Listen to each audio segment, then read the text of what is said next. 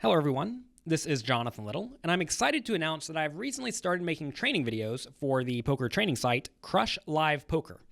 And at Crush Live Poker, they have a ton of footage of live poker tournaments, which is a little bit different than what I traditionally do, in that instead of only focusing on the technical side of the game, they also focus on how players appear whenever they bet, how they handle themselves at the table, and using those tells, you can really make good reads and alter your play significantly from what is traditionally thought to be very standard poker.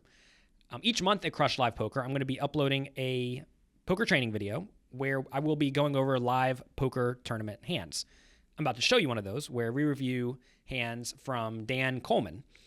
Dan Colman has been on fire recently, and in my first series over at Crush Live Poker, I'm going to be going over a ton of the hands that he's played in a $5,000 buy-in tournament that he took third in recently.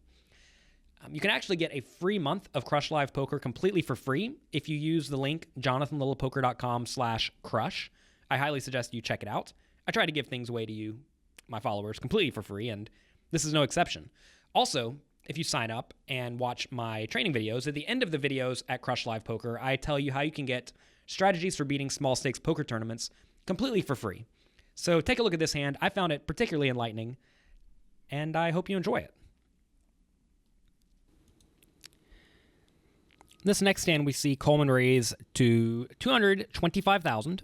The blinds have gone up to 100,000. As you can see, the brown chips are 100,000. The purple chips are 25,000. So looking at Colman's stack, assuming he has about almost one full stack of these brown chips, maybe he has 1.5 million in browns.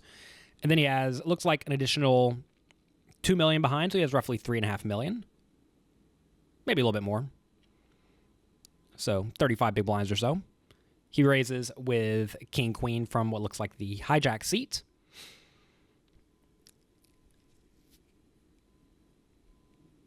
And then Pfeiffer in the big blind elects to defend with King 9 of diamonds, which I think is perfectly fine. Definitely the standard play. I don't really think you want to be re-raising with reasonable suited hands out of position. That's typically not what you want to be doing. King 9 suited is going to flop well enough to where you should be perfectly happy calling and seeing a flop. So flop comes ace, jack, 6, 2 spades. Colman makes what seems to be a standard continuation bet. I don't actually hate checking behind on this flop, but given your opponent will probably fold out under pairs if you bet, and that should be a reasonable portion of his range, I'm fine betting here. Also, he may decide to call with King 10 or Queen 10, which is fine. The issue is that if you check behind, you'll often have to face a turn bet with the King Queen, and you're kind of roped into calling at least one bet, I think, for most players, and that starts to lead to dicey spots where you can get bluffed on the river. It's a little bit easier just to bet the flop and then continue barreling on a spade turn. Notice any spade's good for Colman. So he's going to have a lot of decent barrel cards. Also, he makes the nuts sometimes, makes middle pair sometimes. So pretty good spot. He continuation bets for 275K. And then Pfeiffer raises to 650K. So whenever I'm check raising in Pfeiffer's spot, I like to have some sort of equity. The problem he has here is that he has legitimately no equity. And when you have what is nearly the bottom of your range, and I'm not going to say King 9 is the absolute bottom of his range, because certainly could just have 8-7 of diamonds, right? That would be the bottom. This hand is very close to the bottom because he has no real equity when he gets called, and it's somewhat unlikely to win at showdown. So this is a hand that I think you should just fold to a continuation bet. But he does decide to check raise. And notice that if Colman does not have an ace, you would think he'd be in a pretty difficult spot because your opponent, when they check raise, typically has top pair better or good draws.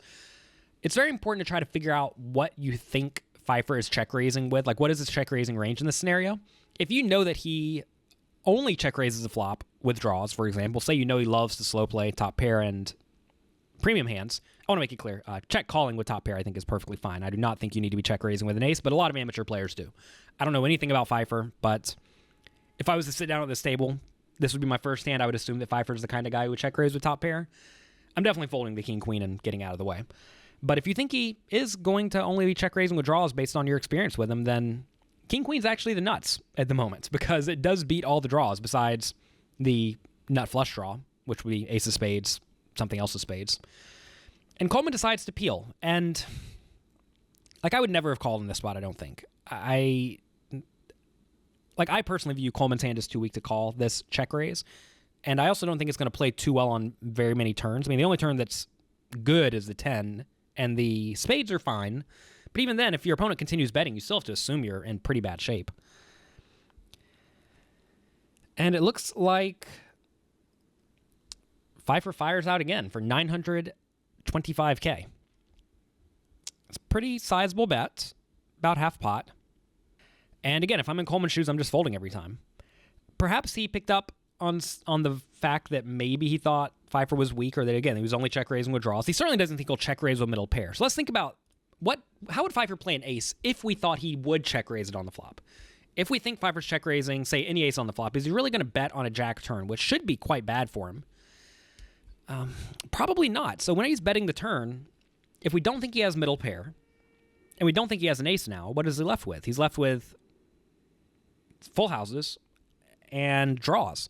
And again, Colman does beat all of that range. So Colman's call makes sense if he assumes that, but I have a hard time making that big of a leap to the fact that I don't think my opponent's going to randomly check raise middle pair. I don't think he's going to check raise the flop with top pair and then bet it again.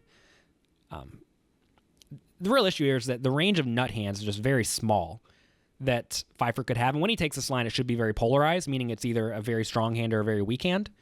The very weak hands being draws. I want to make it clear. He should have equity with a lot of his draws. So Colman decides to stick around. And whenever you're calling in this spot, I mean, I've made plenty of calls like this where I have had bluff catchers. You want to have a very good idea of how your opponent's going to play on the river. If you think they're going to just continue bluffing every single river, then you need to be very prepared to make the call.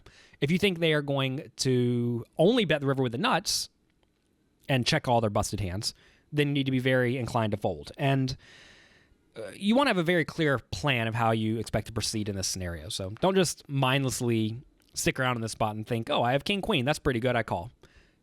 You want to think ahead and think, how is this hand likely going to play out, and what can I do about it? So now Pfeiffer's thinking on the river, and he checks.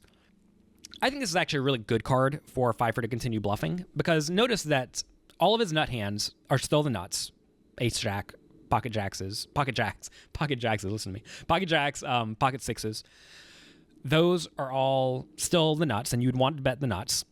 Also, all the flushes got there. So when Pfeiffer's check raising the flop, if we think he is check raising with the nuts or a draw, most of the draws got there. The only ones that didn't get there are king, queen, king 10, and queen 10, but he may not even check raise those. So I think this is a fantastic spot for Pfeiffer to continue bluffing.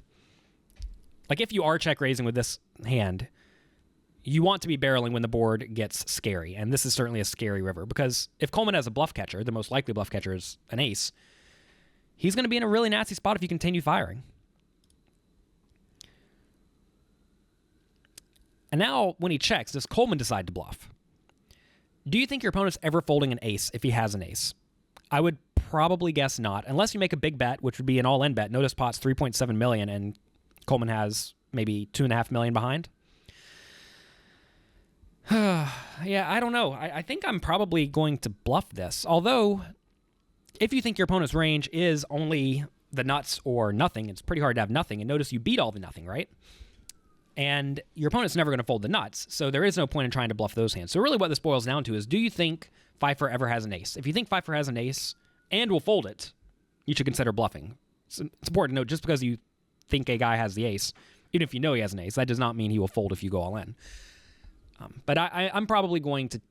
The more I think about this, I think I want to check this, just because I think it's so unlikely that Pfeiffer has an ace. And if he doesn't have an ace, he's not folding his nut hands, and he's always folding the hands that you beat. So I like check behind. Sometimes you're going to be really disappointed when Pfeiffer shows up with pocket twos or something like that he decided to check raise. But I think most of the time you are going to end up being shown the busted draws, the busted gut shots, but there really are very few of those. Interesting spot on the river. Very rarely do you think king queen is a good hand here, but it surprisingly is, because it beats the random bluffs. And they award Colman with a nice pot. Notice that Pfeiffer shows his king nine. I would definitely not show the king nine because all that does is let Colman know that he played great. And you never want to let your opponents know you played great. You always want to make your opponents think they are making the worst decisions possible so that they will hopefully go on tilt or doubt their abilities.